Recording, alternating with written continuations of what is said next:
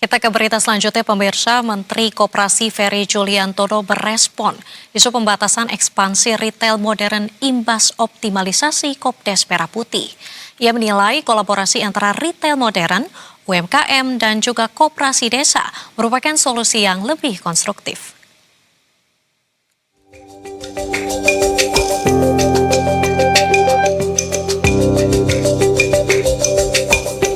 Kementerian Koperasi merespons isu pembatasan ekspansi retail modern seperti Alfamart dan Indomaret yang dikaitkan dengan optimalisasi koperasi desa atau Kopdes Merah Putih. Menteri Koperasi Ferry Juliantono menegaskan pemerintah tidak semerta-merta mendorong pembatasan ekspansi retail modern. Sebaliknya, ia menilai kolaborasi antara retail modern, UMKM, dan koperasi desa merupakan solusi yang lebih konstruktif.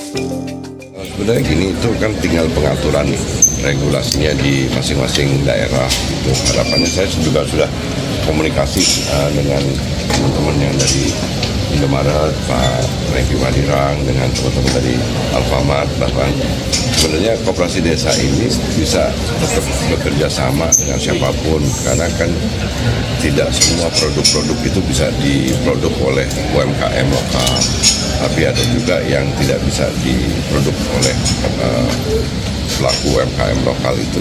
Tentu kita akan bisa bekerja sama dari produksi barang-barang yang sudah diproduksi oleh teman-teman dari swasta. Ferry menilai keberadaan Kopdes Merah Putih diharapkan mampu memperkuat ekonomi masyarakat desa tanpa harus berhadapan langsung dengan sektor swasta. Karena itu, sinergi dinilai lebih efektif dibandingkan pembatasan ekstrim terhadap retail modern.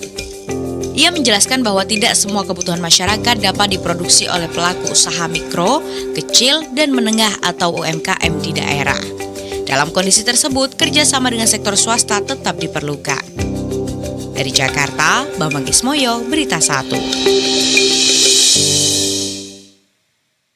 Dan pemirsa, untuk membahas lebih komprehensif mengenai wacana keberlanjutan ekspansi retail modern di Indonesia di tengah optimalisasi koperasi Desa Merah Putih, kita sudah terhubung dengan Bapak Budi Harjo Idwansyah selaku Ketua Umum HIPindo. Halo Bapak. Selamat pagi. Selamat pagi. Ya, selamat pagi, Bu. Baik. Pak Budi, bagaimana kabarnya hari ini, Pak? Sehat, alhamdulillah, amin. Baik, luar biasa. Pak Budi, saya mau bertanya nih Pak, terkait dengan munculnya wacana pengaturan hingga penghentian ekspansi retail modern, seperti gerai Alfamart, kemudian juga ada gerai Indomaret yang di desa, seiring dengan pengembangan koperasi Desa Merah Putih. Lantas, bagaimana Anda selaku retail melihat hal ini, Pak? Ya, terima kasih, Monik. Jadi sebenarnya untuk pembatasan di HIPindo ini nggak cuma hanya minimarket, kami juga mempunyai kategori banyak ya, retail itu kan macam-macam. Namun memang di peraturan Menteri Perdagangan dari dulu sudah ada definisi retail modern itu apa. Ada yang bentuknya toko, seperti toko baju, toko sepatu, itu juga masuk dalam retail modern. Dan pengertian daripada modern adalah belinya nggak pakai nawar, artinya harganya sudah fix gitu ya. Jadi tinggal lihat harganya, kalau di diskon ya paling di komputernya sudah ada harga.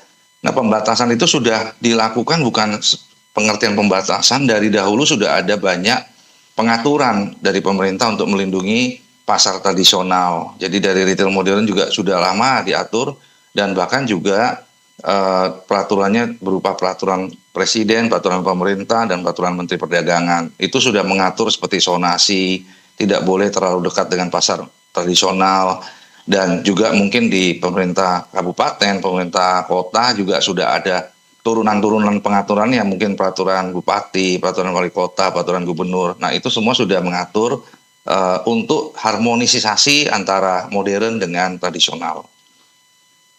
Oke, baik Pak. Berarti di tengah adanya wacana tersebut, apakah justru bisnis waralaba retail modern ini malah akan terancam, Pak? Seperti apa? Nah, mengenai waralaba juga saya lupa, sudah ada peraturan pemerintah tentang waralaba juga tahun 2024. Jadi sebenarnya juga melindungi waralaba tersebut, karena para pemilik waralaba itu kan juga pengusaha daerah, itu dilindungi oleh pemerintah agar tidak terjadi terlalu banyak ya di dalam satu daerah pemilik waralaba yang sama. Jadi sebenarnya pemerintah selama ini melalui Kementerian Perdagangan sudah sangat mengatur semuanya dengan baik. Nah, untuk pengaturan ini sebenarnya tidak akan mengganggu, bahkan melindungi daripada para peritel maupun investor yang mempunyai waralaba. Justru sangat baik untuk melindungi para perdagangan di dalam negeri. Baik, oke, baik Pak, kita coba beralih dengan pernyataan yang sebelumnya disampaikan oleh Menteri Perdagangan begitu ya, Pak Budi Santoso. Sebelumnya juga berencana akan bertemu dengan Mendes begitu ya untuk membahas wacana ini. Lantas bagaimana harapan Bapak sebagai peritel melihat hal ini, Pak? Ya, kalau dari Hipindo kami selalu mendukung kebijakan pemerintah dan kami selalu terlibat memberikan masukan baik kepada Pak Menteri Perdagangan, kepada juga dengan Pak Ferry, Menteri Koperasi, termasuk mungkin nanti bila perlu kita juga bertemu dengan Mendes untuk menerangkan bahwa sudah ada tatanan-tatanan perdagangan yang sudah diatur dengan baik selama ini, dan bila memang ada dinamika biasanya dipanggil untuk bertemu, untuk memberikan masukan-masukan. Prinsipnya bagaimana harmonis antara modern dengan tradisional termasuk koperasi, dan kami juga sangat mendukung UMKM. Banyak program-program dari retail modern membantu UMKM baik berupa pameran dengan Kementerian UMKM, baik juga dengan pemerintah provinsi, dan juga membuka market business matching, business forum. Kami membuka pintu untuk menerima supplier. Saya harapkan juga itu mungkin desa bisa memproduksi barang yang mungkin bisa cocok ya, bisa kita bantu jual. Jadi banyak sekali sebenarnya sudah dilakukan hal-hal itu selama ini. Oke, baik Pak, tapi kalau bisa ditekankan sekali lagi mungkin ya Pak, sejauh mana optimisme Bapak melihat hal ini? Apakah ini akan memberikan kolaborasi yang baik begitu ya antar dari KDMP ataupun dari retail modern? Nah, kalau kami retail modern di Hipindo ini kan sektor offline ya. Sektor offline itu sangat mengharapkan justru investasi di dalam negeri. Karena itu akan meningkatkan daya beli, menciptakan lapangan pekerjaan, berputarnya uang. Jadi dengan adanya program-program pemerintah yang menurut kami memang mempunyai suatu hal yang baik untuk dengan adanya dana yang digelontorkan untuk koperasi, itu akan menimbulkan ekonomi kan di daerah terutama di desa. Itu kami sikapi dengan baik, akan baliknya kan ke daya beli ya. Jadi orang akan ada pekerjaan, akan ada bisnis di situ. Yang penting uangnya berputar di Indonesia. Bagaimana uang berputar di Indonesia dipertahankan semaksimalnya, bahkan kalau perlu mengundang investor asing, dan juga uang yang ada itu jangan disimpan ya, kan seperti bagaimana sektor ini membutuhkan uang. Nah, uang itu sudah ada bentuknya dalam bentuk program-program pemerintah yang banyak, itu akan membuat kami menerima dari sektor konsumsi, menerima hasil akhirnya pada saat pergerakan ekonomi dari desa menuju ke kota, yang mana barang-barangnya juga bisa dijual di kota, barang-barang di kota juga bisa dijual di desa, itu uang berputar, ya itu sangat bagus menurut saya. Baik, Pak, kalau misalnya hal ini diharapkan akan berjalan dengan mulus dan juga lancar begitu ya. Lantas bagaimana Pak strategi, upaya ataupun inovasi yang nanti akan dilakukan oleh peritel? Kalau saat ini si peritel melihat bahwa memang desa itu merupakan satu kekuatan ya. Dengan adanya swasembada pangan, kita kan udah nggak bicara lagi hasil tambang ya. Justru harus di desa itu ditanami banyak sekali mungkin pertanian ya, termasuk perikanan, tanam tambak itu ya. Itu uang yang berputar di desa itu akan akhirnya ya, kalau sejahtera orang-orang di desa, itu kan retail modern juga akan, karena retail modern itu mempunyai market sendiri. Jadi pada saat orang sudah naik kelas gitu, mereka akan, kita justru akan mendukung supaya koperasi ini sukses. Bagaimana kita juga akan diskusi kalau perlu kita bantu pelatihan atau apa. Karena ujungnya di retail modern itu kami kan ada restoran, ada kafe, ada yang di mall juga. Itu biasanya kan kalau udah taraf hidupnya naik akan meningkatkan daya beli di sektor menengah dan di atas. Nah itu strategi kami justru saat ini mendukung pemerintah dengan banyaknya program-program belanja di Indonesia aja. Nah, program belanja di Indonesia aja itu ya mau belanja di desa, mau belanja di kota, ya monggo silakan. Yang penting pada akhirnya kan kue ekonomi itu atau kue yang sifatnya perputaran uang di Indonesia ini makin besar. pada saat makin besar itu akan tumbuh nanti retail-retail modern, juga akan tumbuh pasar-pasar tradisional yang bersih, yang bagus, akan ada pusat belanja yang sifatnya mungkin di desa-desa juga perlu suatu tempat untuk berbelanja, mungkin akan ada mall di desa, itu silakan, tapi intinya harus ditumbuhkan dulu ekonominya. Oke, baik Pak. Mungkin sedikit penegasan agar bisa menjadi win-win solution begitu ya. Karena kan KDMP ini biasanya beradanya di desa, terus kemudian retail modern lebih banyak di kota begitunya. Lantas bagaimana Bapak melihat hal ini? Karena kan menurut Bapak kan tadi yang Bapak sampaikan mereka punya targetnya masing-masing begitu ya. Bapak melihat hal ini seperti apa? Apakah kolaborasinya akan harus disatukan atau bagaimana nih Pak? Sebenarnya kalau ada dua ya, di retail modern sendiri juga kan ada persaingan. Jadi antara retail modern juga ada pembukaan toko yang sama-sama modern ya, mall juga ada buka sama-sama mall. Nah itu makanya ada peraturan pemerintah, peraturan Menteri Perdagangan mengatur.